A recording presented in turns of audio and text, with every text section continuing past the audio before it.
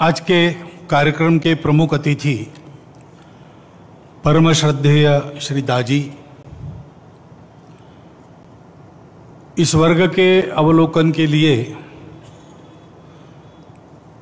देश भर से यहाँ पर उपस्थित विशेष निमंत्रित अतिथिगण,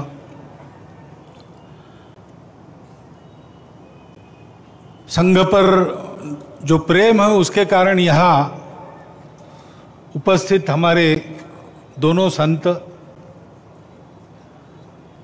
माननीय सर्वाधिकारी जी, विदर्भ प्रांत के माननीय संघ चालक जी, नागपुर महानगर के माननीय संघ चालक जी, उपस्थित अन्य अधिकारीगण, नागरिक सज्जन, माता भगिनी एवं आत्मीय स्वयंसेवक बंधु,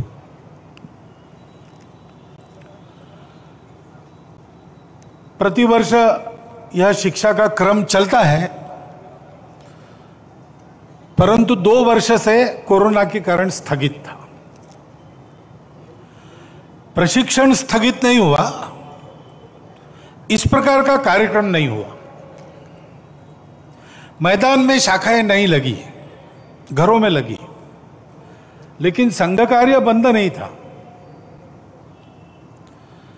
कोरोना में हमारे कार्यक्रम बदल गए। कोरोना पीड़ितों की सेवा, यही हमारा कार्यक्रम बन गया और देश भर के लाखों स्वयंसेवकों ने संपूर्ण समाज के साथ मिलकर उसको बहुत अच्छी तरह संपन्न किया। उसमें भी उनका प्रशिक्षण ही हुआ, क्योंकि कार्यक्रम आपको दिखने में अलग अलग दिखते हैं। यहां लाठी काठी आपको दिख रही, यष्टि दिख रही है, संचलन समता दिख रही, परंतु ये प्रशिक्षण है अपने देश को परम वैभव संपन्न बनाने के लिए जो आवश्यक योग्यता है उसको प्राप्त करने का प्रशिक्षण है। जिन बातों का उल्लेख और श्रद्धेय दाजी ने अपने भाषण में किया, वही बातें हैं। इस कालावधि में हमारा संपर्क समाप्त नहीं हुआ, उल्टा बढ़ा। बाद में राम जन्मभूमि के लिए धन संग्रह करना पड़ा तो बहुत अधिक गांवों में, 4 करोड़ से ऊपर गांवों में हमारे स्वयंसेवक पहुंच गए, परिचय हो गया, संपर्क हो गया। उसके फलस्वरूप इस बार जो वर्ग था अभी यहां उपस्थित है, इससे दुगनी संख्या इसमें आने के लिए तैयार थी, लेकिन यहां सबकी व्यवस्था एक समय में नहीं हो सकती। इसलिए इस वर्ग में जो आए हैं वो आ गए, जो शेष है उनके लिए हमको दूसरा वर्ग करना पड़ने वाला है, वो हम करेंगे। परंतु ये सब क्यों चल रहा है, तो वही बात है, भारत माता की जय सारे विश्व में करानी है। क्यों करानी है? हम विश्व विजेता बनना चाहते क्या? नहीं, हमको विजेता वगैरह बनने की आकांक्षा नहीं है। हमको किसी को जीतना नहीं है, हमको सबको जोड़ना है। संघ का कार्य भी किसी को जीतने के लिए नहीं चलता, जोड़ने के लिए चलता है। और भारतवर्ष भी दुनिया में, दुनिया के आदिकाल से अब तक जीता रहा है तो किसी को जीतने के लिए नहीं, सबको जोड़ने के लिए। स्वतंत्रता का 75वां वर्ष चल रहा है। स्वतंत्र में हमारा स्व कौन सा है? यही हमारा स्व है।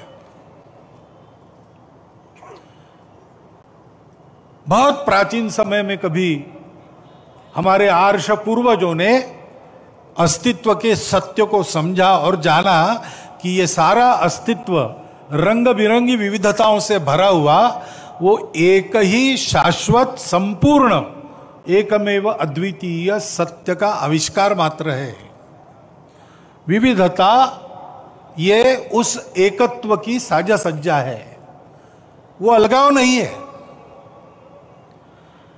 आपस में सबका संबंध है, वो आत्मीयता का संबंध है, अपनेपन का संबंध है। और इसलिए इस अपनेपन की भावना से संपूर्ण विश्व को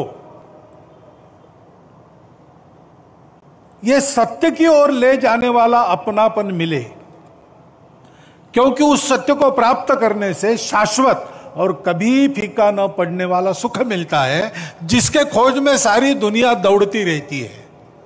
वो केवल वही मिलता है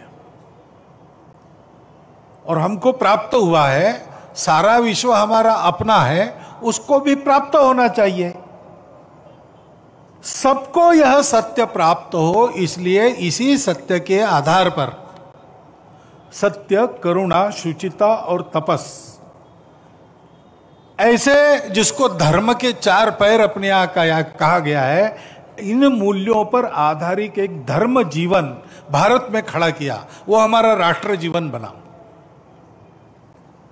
हम राष्ट्र हैं क्यों हैं? किसी भाषा के कारण नहीं है, किसी पूजा के कारण नहीं है, किसी एक जगह रहने वाले हमें इसलिए नहीं है।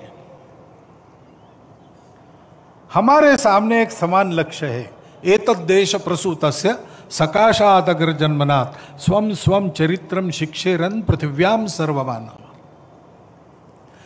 मनुष्य का जीवन कैसा हो, दुनिया के लोग आए, और हम जो दुनिया के सबसे प्राचीन देश है, हमारा दायित्व है हमारे को देखकर एक एक को वो शिक्षा मिलनी चाहिए। ऐसा जीवन हमारा होना चाहिए।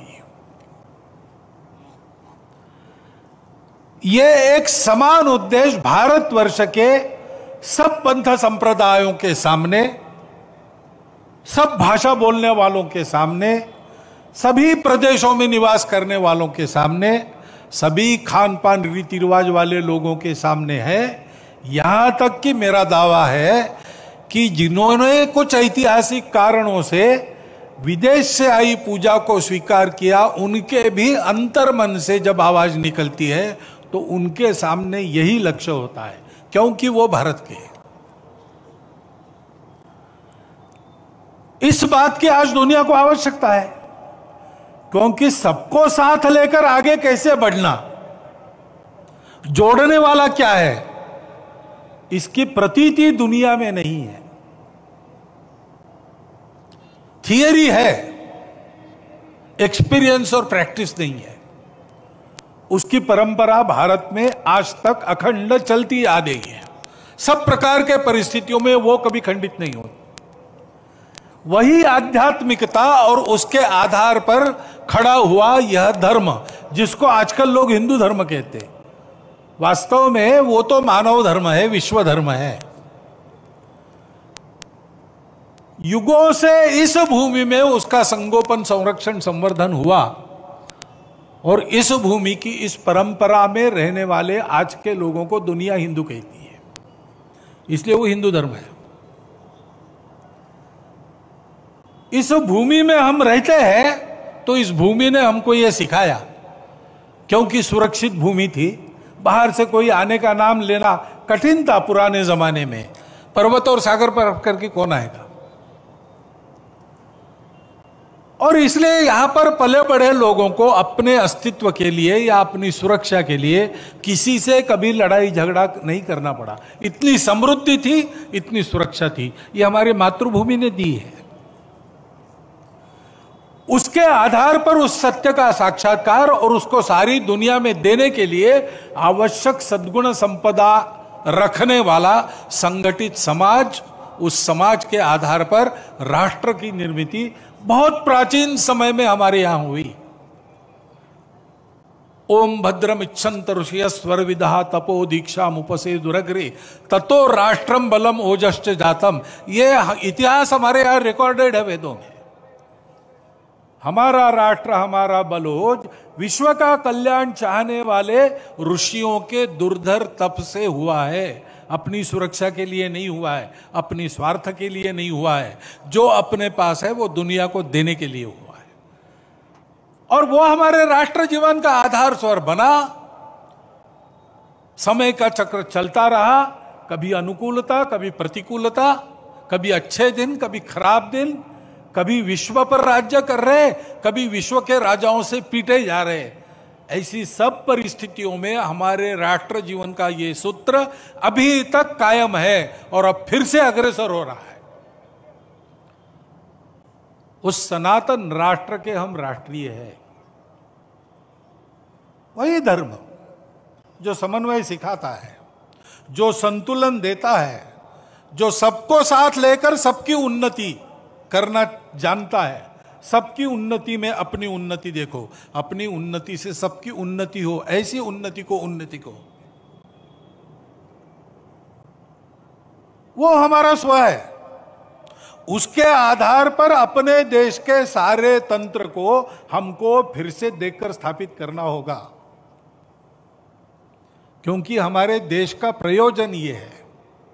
हमको स्वतंत्रता इस स्व के आधार पर अपना तंत्र बनाकर दुनिया को नया मंत्र देने के लिए हुई है। इस कर्तव्य को पार पड़ने के लिए पहली बात है, इस सत्य को अनुभूति करने वाले, इस सत्य को जानकर जीवन जीने वाले लोग चाहिए। धर्म का संरक्षण दो प्रकार से होता है, उस पर आक्रमण होता है, उससे बचाना पड़ता है, उसके लिए बलिदान भी देना पड़ता है, उसके लिए लड़ाई भी करनी पड़ती है। लेकिन धर्म ये आचरण से बढ़ता है। आचारः प्रभवो धर्म। तो ये धर्माचरण चाहिए, आपस में प्रेम चाहिए, आपस में आनंद चाहिए, एक दूसरे के सुख दुख की संवेदना चाहिए। हमारी जो विविधताएं हैं उनको हमारी साज सज्जा के रूप में देखना चाहिए, अलगाव के रूप में नहीं देखना चाहिए। आपस में लड़ाई नहीं होनी चाहिए। ये सत्य हमारे पास है, सारी दुनिया को देने के लिए हमारे पास है, उसको देने का समय आ गया है, उसके लिए तैयारी है। और एक बात है, सत्य के अपने पैर नहीं होते, सत्य को शक्ति का आधार चाहिए। बिना शक्ति के दुनिया नहीं मानती। हम किसी को जीतना नहीं चाहते, लेकिन दुनिया में दुष्ट लोग हैं जो हमको जीतना चाहेंगे। आज भी उनके कारनामे चल रहे हैं।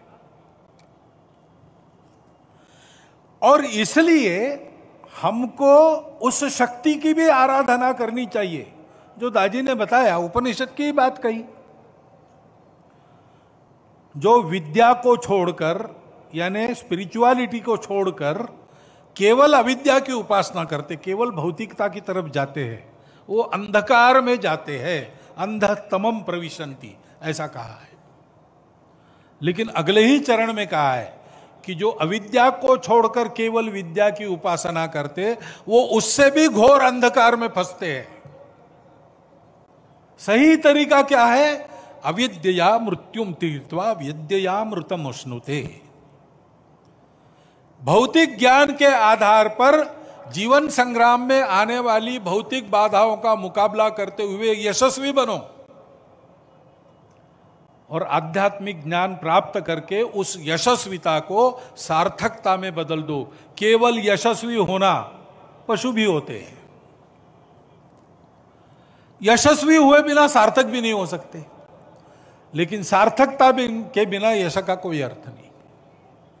और इसलिए हमारे यहां यह मार्ग बताया, यह संतुलन साधा है।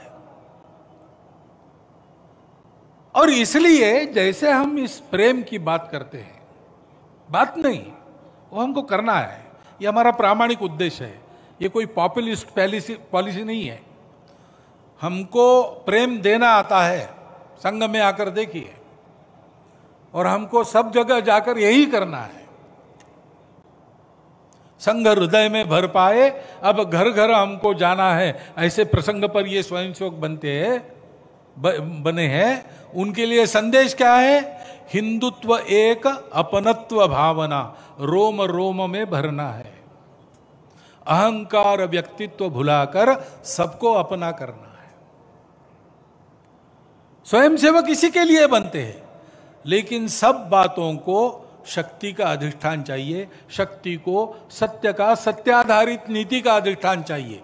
नहीं तो शक्ति उपद्रवी हो सकती है। शक्ति चाहिए,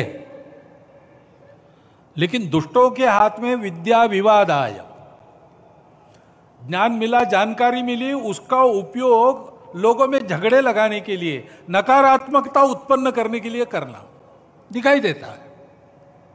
धनम मदाय, धनवान हो गए तो ऐसा मद आता है कि उस धन के बल पर कुछ भी करेंगे, कोई लिहाज नहीं रखेंगे। शक्ति परेशान पर पीड़नाय, दूसरों को पीड़ा देने के लिए शक्ति का उपयोग, यह दुष्टों का है। खलस्य, जो नीति विहीन है, जो सत्य पर नहीं चलते, जो अपनत्व को नहीं जानते।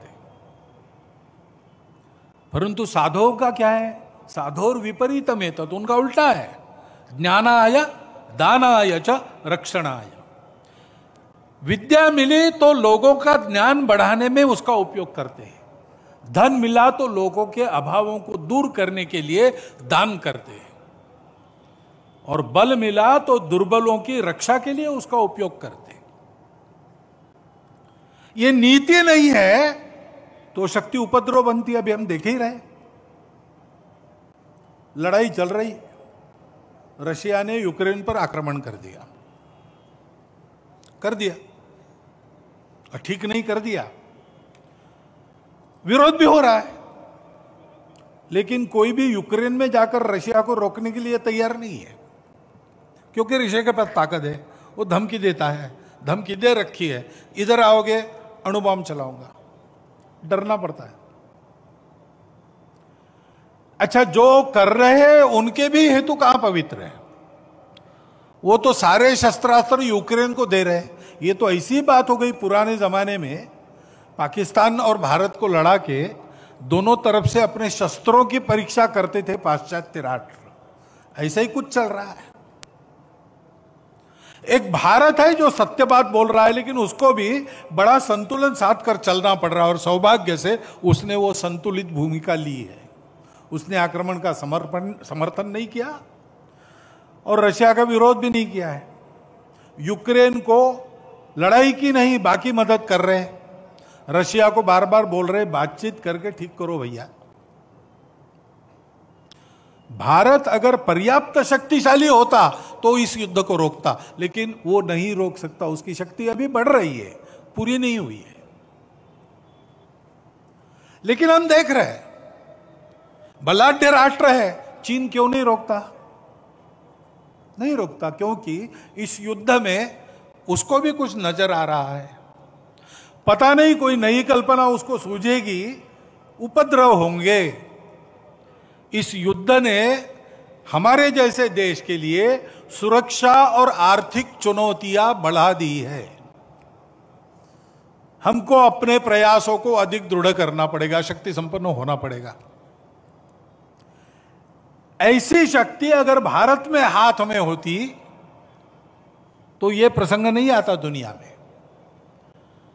लेकिन ये शक्तिमान लोग हैं, लेकिन अपनत्व से, एकत्व से आने वाली धर्म प्राण नीति उनके पास नहीं है। इसलिए भाषा तो वही है, शांति की, एकता की। संस्थाएं भी बनाए रखी है बड़ी बड़ी, यूनो जैसी, सैन्य संभार वगैरह सब कुछ है, समृद्धि है, लेकिन स्वार्थ में ही जीते हैं। अपने स्वार्थ की सुरक्षा के लिए सत्तत्वों का भी उपयोग करते हैं। इसलिए नीति चाहिए, शक्ति चाहिए। ये शक्ति जैसे सत्व संपन्नता में होती है, वैसे एकता में भी होती है, जिसका उल्लेख बार बार किया दाजी ने। भारत को परम वैभव संपन्न बनाना, भारत को विश्वगुरु बनाना, यह समय की आवश्यकता है। लेकिन उसके लिए भारत में सर्वत्र लोगों को भारत बनकर एक होना पड़ेगा। यह भारत का स्व है, वो किसी पूजा के आड़े नहीं आता, वो किसी पूजा का विरोध नहीं करता, वो किसी एक भाषा का समर्थन नहीं करता, सब भाषाओं को अपना मानता है। वो सब प्रांतों के लोगों को अपना ही मानता है। एक ही भारत माता के सारे पुत्र हैं, समान पूर्वजों के सब वंशज हैं, और यही स्व आधारित धर्म संस्कृति सबको विरासत में मिली है।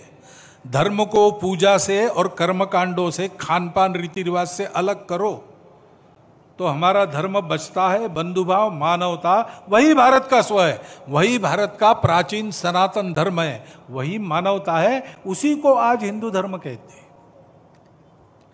हम सबको यह ध्यान में रखना पड़ेगा कि विविधताएं अपनी है, परंतु वो अलगाव नहीं है। अभी ये प्रकरण निकल रहे, ज्ञानवापी का मुद्दा चल रहा है। अब ऐसे मुद्दे हैं, एक इतिहास तो है, उसको हम बदल नहीं सकते। वो इतिहास हमने नहीं बनाया, न आज के अपने आप को हिंदू कहलाने वालों ने बनाया, न आज के मुसलमानों ने बनाया। उस समय घटा, इस्लाम बाहर से आया, आक्रमकों के हाथ आया।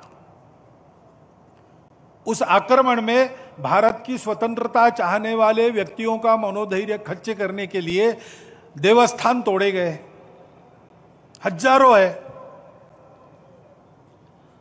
हिंदू समाज का विशेष ध्यान जिन पर है, विशेष श्रद्धा जिनके बारे में ऐसे कुछ है, उसके बारे में मामले उठते हैं। अब इसका विचार क्या करना, ये मुसलमानों के विरुद्ध नहीं सोचता है हिंदू। आज के मुसलमानों के उस समय पूर्वज भी हिंदू थे। उन सबको स्वतंत्रता से चिरकाल तक वंचित रखने के लिए, उनका मनोधैर्य दबाने के लिए किया गया। इसलिए हिंदू को लगता है कि इसका पुनरुद्धार होना चाहिए। हम तो कुछ नहीं कहते, हमने 9 नवंबर को कह दिया कि एक राम जन्मभूमि का आंदोलन था जिसमें हम अपने प्रकृति के विरुद्ध किसी ऐतिहासिक कारण से उस समय की परिस्थिति में सम्मिलित हुए। हमने उस काम को पूरा किया, अब हमको कोई आंदोलन वगैरह करना नहीं है। लेकिन इश्यूज अगर मन में है तो कुछ उठते हैं। ये किसी के विरुद्ध नहीं है और विरुद्ध मानना नहीं चाहिए। मुसलमानों ने तो नहीं मानना चाहिए, हिंदुओं ने भी ये नहीं करना चाहिए। अच्छी बात है, ऐसा कुछ है, आपस में मिल बैठकर सहमति से कोई रास्ता निकाले। लेकिन हर बार नहीं निकल सकता, इसमें कोर्ट में जाते हैं तो फिर कोर्ट जो निर्णय देगा उसको मानना चाहिए। अपनी संविधान सम्मत न्याय व्यवस्था को पवित्र सर्वश्रेष्ठ मानकर उसके निर्णय हमको पालन करने चाहिए। उनके निर्णयों पर प्रश्न चिन्ह नहीं लगाना चाहिए।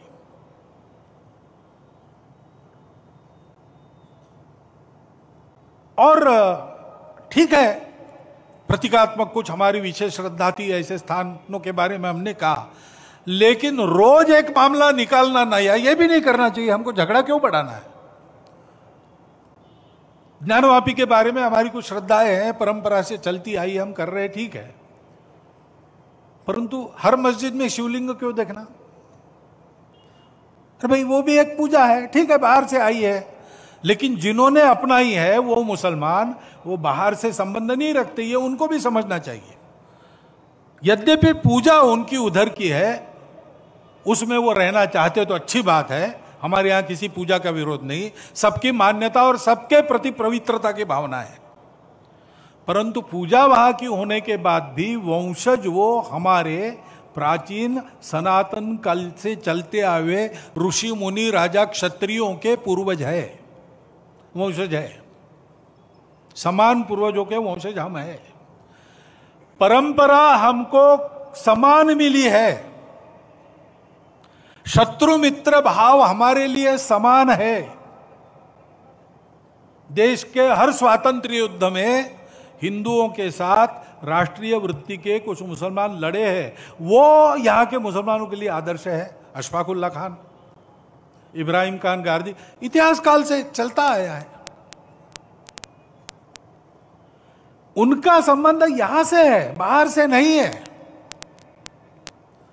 और इसलिए उनको भी समझना चाहिए भारत मातृभूमि, भारत की संस्कृति, सर्वसमावेशकता उसकी, किसी को न बदलते हुए सबको अपना मानना, अपनी पूजा अपने जगह अपने लिए सर्वश्रेष्ठ है, लेकिन सबकी पूजा सबके लिए सर्वश्रेष्ठ है। किसी की बुराई नहीं करना, मेरा ही सही, ऐसा कट्टरपन और अहंकार नहीं रखना, और जनजीवन में सबके साथ बराबरी में आना। ये मान्य था, इसलिए तो पाकिस्तान बना, तब कुछ लोग चले गए, ये लोग नहीं गए। ये लोग नहीं गए इसका अर्थ यही है ना, हमारी पूजा अलग हो गई इसलिए हम भारत को छोड़ना चाहते, ये हमको मंजूर नहीं, ऐसे ही सोचा होगा। तो उस भारत के साथ समरस होकर रहना, अलगाव का वही राग फिर से अलापना नहीं, पूजा अलग है इसलिए अपना हित अलग है, ऐसा मानना नहीं। और संपूर्ण हिंदू समाज ने भी यह समझना कि ये हमारे ही पूर्वजों के वंशज, रिश्ते से, हमारे खून के रिश्ते से हमारे भाई, ये अगर वापस आना चाहते तो दोनों हाथ खोलकर हम उनका स्वागत करते, नहीं भी आना चाहते तो कोई बात नहीं, हमारे यहां इतने 33 करोड़ देवता है और बढ़ जाएंगे, क्या फर्क पड़ता है, अपनी अपनी पूजा तो सब कर रहे हैं।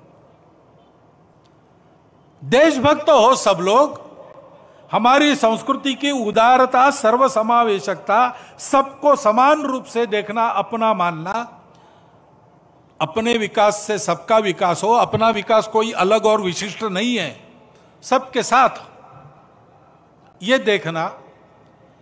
और हमारे वही पूर्वज है जिन्होंने हमको ये विरासत दी, उनके गौरव को मन में रखकर उनके रहन सहन का अनुकरण करते हुए आगे चलना।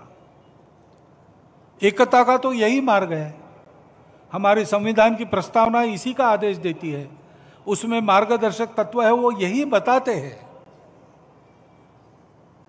हमने ध्यान रखना चाहिए, समाज में एकता है तो एक दूसरे की संवेदनाओं का सबको ख्याल रखना पड़ेगा। मन वचन कर्म में कोई अतिवादिता आनी नहीं चाहिए। दोनों तरफ से उधर उधर उल जुलुल धमकियां देने वाली बातें अगर होती है, हिंदुओं की ओर से बहुत कम होती है। हिंदुओं ने बहुत धैर्य रखा है, हिंदुओं ने इस एकता के लिए बहुत ज्यादा कीमत भी चुकाई है, देश भी तोड़ दिया है, और फिर भी ऐसे स्वर उठते हैं और उसका विरोध कोई करता नहीं उधर से। इसलिए हमारे जैसे लोग बताते रहते भाई सब अपने हैं, लेकिन उनके मन में एक प्रश्न चिन्ह रहता है, हिंदू के मन में।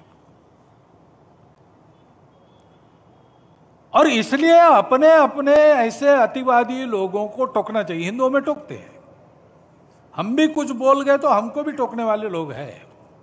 हिंदू समाज किसी प्रकार का अतिवाद मान्य नहीं करता है, इसलिए हिंदू समाज में सब लोग आए, यहूदी आए, पारसी आए, विश्व का हर देश जब भी दिग्भ्रमित हो लड़खड़ाया, सत्य की पहचान करने इस धरा के पास आया। भूमि यह हर दलित को पुचकारती, हर पतित को उद्धारती। ये हिंदू के जीवन की परंपरा है, इसको समझकर हिंदू भी अपना हिंदुत्व का आचरण ठीक करे, शक्ति संपन्न हो, जीतना नहीं है किसी को, लेकिन किसी की ओर से जीता भी नहीं जाना है, डराना नहीं है किसी को, लेकिन किसी से डरने की भी नौबत नहीं आनी चाहिए।